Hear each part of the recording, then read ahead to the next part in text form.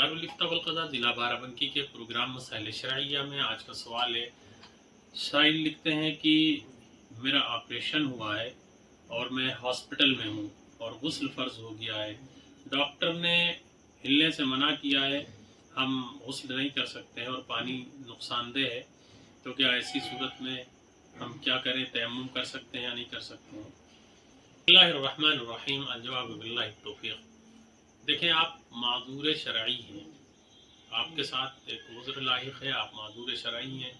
ज़ाहिर है पेट का आपके ऑपरेशन हुआ है और डॉक्टर ने हिलने से मना किया है, तो ऐसी कंडीशन में आप पर अगर गुस्ल फ़र्ज़ है तो आप गुस्ल नहीं कर सकते हैं। तो इसके लिए आप तयम्मुम करेंगे। तयम्मुम का तरीक़ेकार ये होगा कि आप तयम्मुम की नियत करेंगे गुस्ल जनाबत की, और उसके बाद किसी ज़मीन पर या ऐसी कोई चीज़ ले लें, क्योंकि आप बेड पर हैं तो ज़मीन तक हाथ पहुंचाना मुश्किल है। कोई दीवार हो उस पर चूनाकारी हुई हो, या मिट्टी का कोई ढेला ऐसा हो कि जिस पर आप हाथ मारें।